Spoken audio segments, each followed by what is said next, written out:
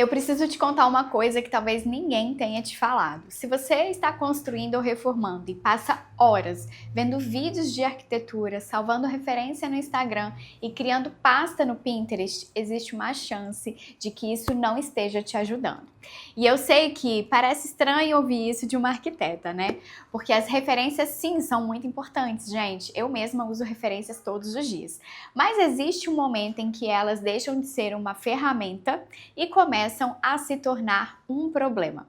Porque a maioria das pessoas acredita que está avançando quando está pesquisando. Ela passa a noite vendo cozinha, salva quartos, compara pisos, analisa as fachadas, assiste vídeo de iluminação e vai dormir com a sensação de que fez alguma coisa pela obra. Mas no dia seguinte, ela continua sem saber qual piso que ela vai comprar, sem saber qual bancada escolher, sem saber qual será a linguagem dessa casa.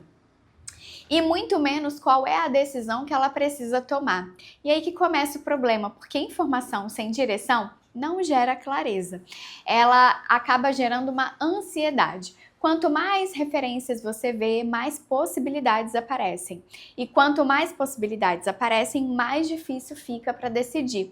De repente, você gosta ali de uma cozinha minimalista, mas também você ama uma cozinha clássica. Você adora uma fachada contemporânea que você viu ontem, mas também adora aquela casa com carinha de fazenda que apareceu lá no Instagram. Você começa a colecionar referências que não conversam entre si e, sem perceber, cria uma casa que existe apenas dentro da pasta de favoritos, mas não consegue existir na vida real.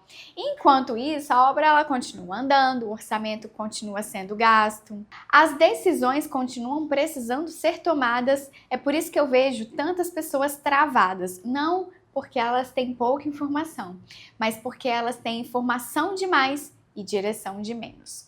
Vamos ver se você tem algum desses sinais que pode te dizer se você está aí travada na sua obra ou não.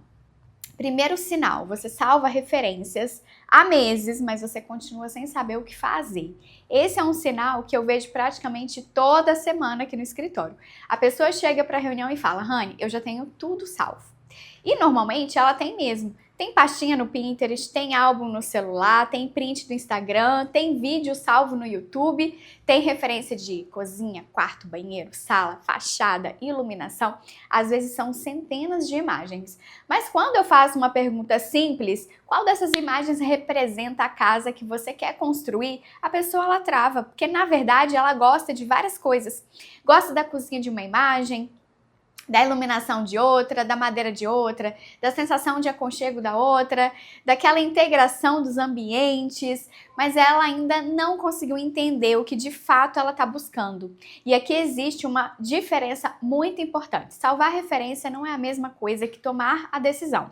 Referência é um repertório, decisão é a direção. Você pode passar meses consumindo conteúdos de arquitetura, salvando essas imagens lindas todos os dias e ainda assim continuar sem saber qual caminho seguir na própria casa. Porque chega um momento em que as referências elas deixam de ser uma ajuda e começam a te confundir. A pessoa olha para uma cozinha toda branca e pensa, é isso que eu quero. Aí no dia seguinte ela vê uma cozinha em madeira e muda de ideia. Depois aparece uma casa mais clássica, uma fachada mais contemporânea, um banheiro com pedra natural e cada nova imagem parece abrir uma nova possibilidade. Só que construir uma casa exige o contrário. Exige escolher, abrir mão, priorizar, e é exatamente aí que muita gente não consegue avançar, porque pesquisar é confortável, pesquisar mantém todas as possibilidades abertas, mas decidir exige assumir um caminho. Por isso aqui no escritório, antes de falar sobre piso, sofá, bancada, cortina, a gente faz um teste de estilo com os clientes. E não é para colocar uma etiqueta não, tá? Não é para dizer, olha, você é clássica, você é contemporânea, você é minimalista. O objetivo é outro, é ajudar o cliente a entender o que ela realmente gosta. Porque muitas vezes ela não gosta da imagem inteira, ela gosta da luz, da textura, da sensação de acolhimento, da simplicidade, da madeira, da proporção, da forma como os ambientes conversam entre si. E quando ela começa a perceber isso, as referências deixam de ser um monte de imagens soltas e começam a revelar uma direção.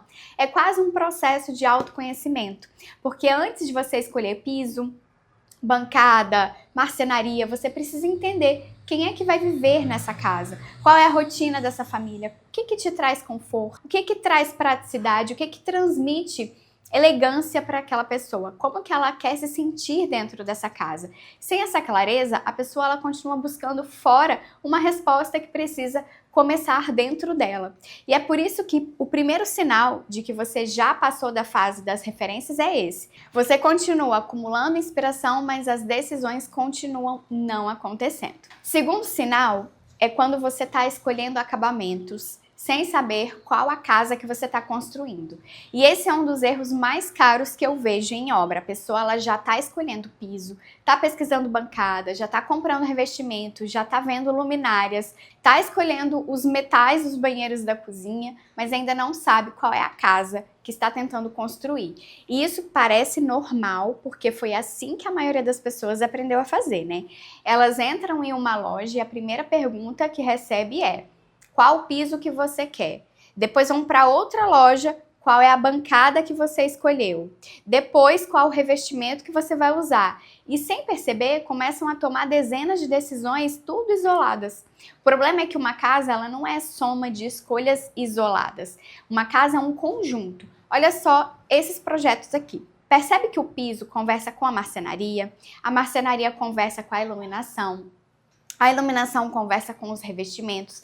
Nada foi escolhido isoladamente.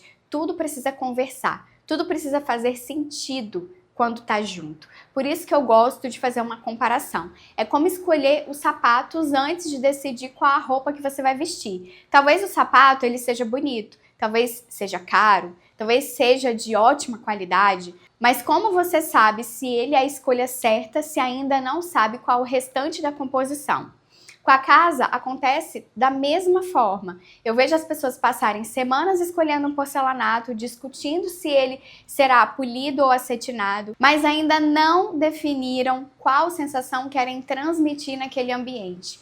Querem uma casa mais acolhedora, mais elegante, mais minimalista, mais conectada com a natureza, mais contemporânea, mais clássica, porque a resposta para essas perguntas muda completamente as escolhas que vão vir depois. E é por isso que aqui no escritório a gente raramente vai começar pelos acabamentos. Primeiro a gente tem que entender a família, a rotina, os hábitos, as prioridades, a forma como aquelas pessoas vivem, a forma como recebem as visitas, a relação que tem com a cozinha, com a sala, com os quartos, para depois começar a transformar isso em uma linguagem para essa casa. Porque quando a direção ela tá clara, os acabamentos ficam muito mais fáceis de escolher. O piso deixa de ser apenas um piso, a bancada deixa de ser apenas uma bancada, e isso tudo passa a fazer parte de uma história maior. E quando essa história não existe, quando você não sabe, a pessoa acaba tomando decisões aleatórias, sem entender o porquê. Ou porque viu um vídeo, ou porque viu no Instagram, uma bancada porque uma amiga fez, uma luminária porque estava na moda. E no final, nada parece errado individualmente, mas também nada parece realmente conectado, né? Por isso, se você já está escolhendo acabamentos, mas ainda não consegue explicar em uma frase qual é a casa que você quer construir, existe uma boa chance de que esteja começando do lugar errado. O terceiro sinal é quando você pede opinião para todo mundo. Esse sinal normalmente aparece quando a pessoa já está insegura. Ela não tem certeza do que ela está fazendo e se essa escolha que ela está fazendo é a certa. Então, ela começa a buscar validação. Ela mostra o piso para a irmã, pergunta para uma amiga, pergunta para a mãe, pergunta para a vizinha, para o pedreiro, para o marceneiro, para o vendedor da loja. E no começo, isso pode até parecer que faz sentido, porque ouvir as opiniões diferentes parece uma forma de evitar os erros. Mas existe um problema. Cada pessoa está olhando para a sua casa através das próprias experiências, dos próprios gostos e das próprias prioridades. A sua irmã não vai morar ali, a sua mãe não vai morar ali, o vendedor, ele tá pensando no produto que ele vende, o marceneiro tá pensando na marcenaria, o pedreiro tá pensando na execução e nenhuma dessas pessoas está olhando para o projeto como um todo. É por isso que muitas vezes você recebe opiniões completamente contraditórias. Uma pessoa fala que o piso tá claro demais, a outra acha escuro demais. Uma fala que a bancada deve ser branca, a outra fala que vai manchar. Uma ama madeira, a outra acha que madeira escurece a casa. E sabe o que acontece depois de ouvir 10 opiniões diferentes? Você fica mais confuso do que estava antes. Porque o problema é a falta de direção e clareza. Existe uma frase que eu gosto muito. Quando todo mundo participa da decisão, normalmente ninguém assume a responsabilidade pelo resultado. E isso é muito verdade dentro da obra, né? Porque se a escolha der errado, ninguém vai assumir aquela decisão. Quem vai conviver com ela todos os dias é você. Quem vai olhar para aquele ambiente durante os próximos anos é você. Quem vai pagar pelo retrabalho, se ele acontecer, é você. Por isso que eu não estou dizendo que você não deve ouvir ninguém. Claro que deve, né? Profissionais existem justamente para ajudar. Mas existe uma diferença enorme entre buscar orientação e terceirizar decisões. Uma casa com personalidade, ela nasce quando existe clareza sobre quem mora nela. Não quando ela é construída tentando agradar todo mundo. E curiosamente, quanto mais clareza uma pessoa tem sobre o que ela quer, menos ela sente necessidade de pedir aprovação para cada escolha, porque ela deixa de procurar as respostas em todo mundo ao redor e começa a confiar mais no caminho que ela decidiu seguir. E o quarto sinal é quando você sente medo de decidir, e talvez esse seja o sinal mais importante de todos, porque no fundo ele é a raiz dos outros problemas. O verdadeiro problema normalmente não é o piso, não é a bancada, não é a luminária, não é a cor da parede, é o medo de errar. Porque uma escolha errada dentro de uma obra, ela não custa apenas dinheiro, ela vai custar tempo, desgaste, retrabalho e muitas vezes custa a tranquilidade de quem está construindo. Então a pessoa ela começa a adiar as decisões, não porque ela é desorganizada ou porque não se importa com a obra, mas porque está tentando se proteger. E ela vai pensando: eu vou pesquisar um pouquinho mais, eu vou ver mais algumas opções, eu vou assistir mais alguns vídeos, vou passar em mais algumas lojas e, sem perceber, transforma a busca, né, por segurança em um ciclo que não tem fim, porque existe uma ilusão muito comum durante a obra, que é a ideia de que existe uma escolha perfeita, como se em algum lugar existisse o piso perfeito, a bancada perfeita, a luminária perfeita, a torneira perfeita, e bastasse pesquisar o suficiente para encontrar eles. Mas a realidade não funciona assim não, minha gente. Construir uma casa é tomar boas decisões com base na realidade da sua família, da sua rotina e do seu orçamento. E claro, né, das suas prioridades também. E sabe qual é a consequência mais perigosa desse medo? A pessoa ela acredita que ela ainda não decidiu porque está faltando informação. Mas, na verdade, ela já tem informação suficiente há muito tempo. O que está faltando é a confiança para seguir em frente. E por isso que eu vejo pessoas passarem meses pesquisando a mesma coisa. Não porque não encontraram opções, mas porque elas estão tentando eliminar qualquer possibilidade de erro. E isso é impossível. Toda escolha envolve abrir mão de alguma coisa. Toda escolha envolve renúncia, envolve risco. E o curioso é que muitas vezes a tentativa de evitar uma decisão ruim acaba criando um problema ainda maior. Porque a obra ela continua, os prazos continuam, os custos continuam, os boletos continuam aparecendo. E as decisões que deveriam ter sido tomadas com calma acabam sendo tomadas na correria.